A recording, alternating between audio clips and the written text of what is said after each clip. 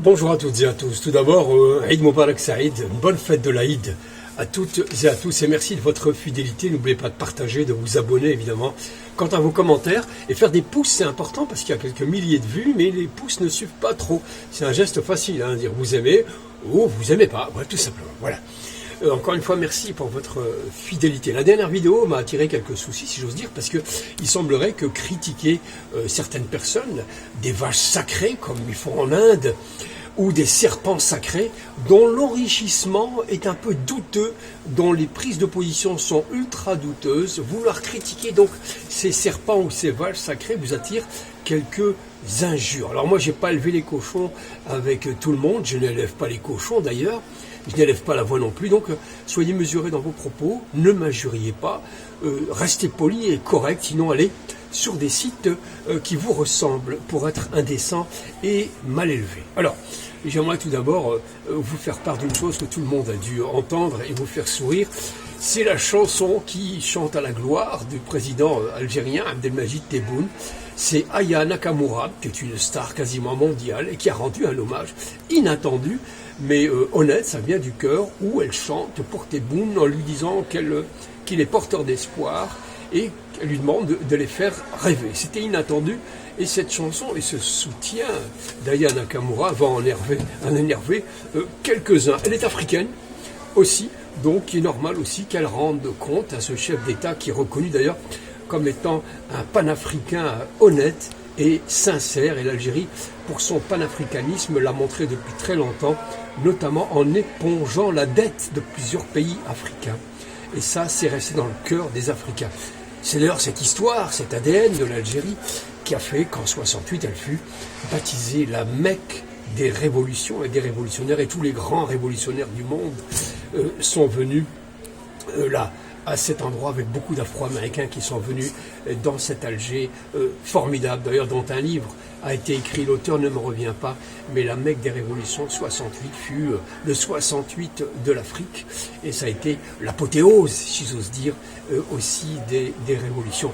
Et quand Aya Nakamura rend cet hommage, je pense qu'elle n'oublie pas. Elle n'oublie pas aussi cette période de l'histoire. Aya Nakamura, alors que ça fera peut-être dire à certains qui ont envie de plaisanter un peu, c'est le Tebboune Gate, que se cache cette histoire, cet hommage à cette déclaration de Aya Nakamura entre Tebboune et cette jeune chanteuse. Alors il n'y a rien du tout, évidemment, il y a simplement la sincérité et il y a le cœur, mais il y aura peut-être des journaux, des tabloïds qui diront que bah oui, c'est encore une opération de communication, de magouille, etc. de l'Algérie. Tout ce qui vient de l'Algérie, semble-t-il, ces derniers temps, est toujours suspect, l'objet de sous-entendus, etc. Les mauvais coucheurs et accoucheurs, il y en aura toujours, on ne pourra pas changer tout ça. Cet hommage de Aya Nakamura, celle qui avait aussi ouvert en chantant les Jeux Olympiques derniers à Paris, eh bien, me rappelle aussi une autre égérie, si j'ose dire, c'était Marilyn Monroe qui, en 62, encore 62, c'était Marilyn Monroe qui rendait hommage en chantant le fameux Happy Birthday to You President à John Fitzgerald Kennedy. Mais là, il y avait quelque chose, évidemment. Il y avait bien peut-être un Kennedy Gate derrière tout ça. Bref, voilà pour cette petite anecdote concernant donc cette dernière petite réalité, pas qu'une rumeur. Et merci Aya Nakamura. Il y en avait une avant elle, une grande star, hein, c'est Myriam Makeba. L'immense vedette Myriam Makeba, la sud-africaine, qui était venue aussi en Algérie chanter aussi pour l'indépendance de l'Algérie. Et elle va même chanter quelques mots en arabe. Myriam Makeba, qui fut une des grandes des femmes qui a lutté contre l'apartheid et qui fut, pour la petite histoire, mariée avec l'immense trompettiste que fut Hugues Masségella. Voilà, ça c'est pour les petites histoires, chers amis. Pour le reste, eh bien, entrons dans le vif du sujet, si j'ose dire. Il y a une rumeur ou une réalité concernant ces OQTF. Rappelons quand même que l'Algérie a accepté 3000 OQTF en 2024. Hein, et il n'y a pas plus de refus de la part de l'Algérie que tous les autres pays qui doivent recevoir leur OQTF. Il y a une fixation, il y a une focalisation. Il y a des hystéries, il y a des maladies, il y a quand même une espèce de folie anti-algérienne qui circule maintenant dans les médias. et qu'on tente à faire partager comme une épidémie dans l'opinion, mais il semblerait que la France, en tout cas la France sérieuse, celle qui réfléchit, celle qui n'est pas abonnée ou accro à certains médias, reste encore une fois très, très distante, et une France qui réfléchit, celle qu'on aime. C'est pour ça qu'on aime aussi la France, pour cette France qui réfléchit bien évidemment. La dernière rumeur en date, donc, qui dit ok, l'Algérie veut bien reprendre les quelques OQTF qui font problème, à condition que l'Algérie renvoie aussi ces Algériens recherchés par la justice algérienne. Alors, la tête de pont, la tête de réseau, si j'ose dire, le Mokran des Mokran. Attention, Mokran, ne pas confondre avec l'immense Mokrani des années 1870. Ne mélangeons pas les torchons, les serviettes. Non, le Mokran, c'est-à-dire Abdeslam Bouchouareb, qui lui est parti avec pas mal d'oseille, dont l'enrichissement et les accointances avec certains membres du pouvoir français, inquiètent en tous les cas, puisque sa protection est assez grande ici, et l'Algérie, qui a réclamé qu'il soit renvoyé devant la justice algérienne, a refusé la France sous prétexte de plein de prétextes. Voilà, bon, on verra bien. Alors, il n'est pas seul, évidemment, puisqu'apparemment, cette rumeur dit qu'il faudrait aussi envoyer un certain Lies Rahmani, que je ne connais pas, un certain Belexir aussi, qui est dans le tas, un certain Sifawi qu'on connaît, mais lui, je pense que tôt ou tard, il devra rendre des comptes avec la justice française parce qu'il a volé 300 000 € quand même au fond Marianne. Affaire assez dégoûtante et affaire à suivre au moment où Marine Le Pen aussi donc risque 2 ans de sursis avec 5 ans d'inéligibilité pour détournement aussi de 4 millions d'euros au moment où Sarkozy a eu en tous les cas un réquisitoire qui lui veut 7 ans de prison ferme, et au moment où son fils effectivement gueule comme un putois que tout ça est illégal, que son père est innocent, on a envie de sourire. Bref, on demande des gens, on demande aussi, l'Algérie demande aussi un certain Saadani, qui est à l'origine de la violence qui a été faite contre Rachid Nekaz, Rachid Nekaz a été lui demander des comptes en bas de son appartement de Neuilly. Rachid Nekaz s'est fait littéralement démolir par un autre sauvage, si j'ose dire. On accuse quand même Saadani de 400 millions, ancien DRS, et qui était juste un joueur de Derbouka. Rendez-vous compte, dans ces années dégoûtantes de corruption massive, ces années de Bouteflika, un simple joueur de Derbouka pouvait devenir DRS et donc partir avec 400 millions d'euros, s'il vous plaît. Donc, chers amis, dans ce contexte de crise franco-algérienne, il faut essayer de calmer un peu l'affaire, bien que sur le plan économique, eh bien, au nez et à la barbe de la France, de Paris, eh bien, des accords importants, plus d'1,6 milliard sont en train d'être passés. Ces accords, ils sont quasiment effectifs entre Londres et Alger, sans passer, ou Alger à Londres et réciproquement sans passer par Paris.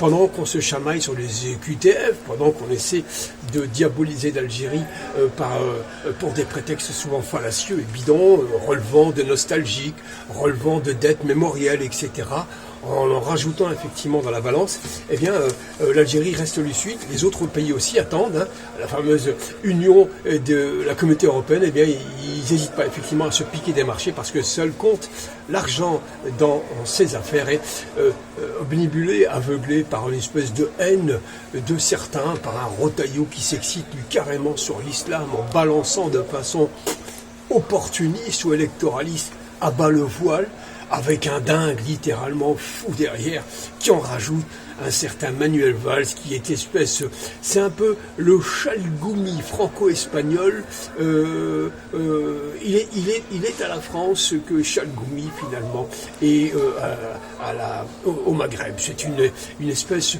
de poupée, de danseuse du ventre qu'on ramène opportunément. Bref, les affaires donc se font et se poursuit évidemment, tandis que la France n'essaie pas de s'égosiller contre l'Algérie, je dis pour des prétextes souvent fallacieux.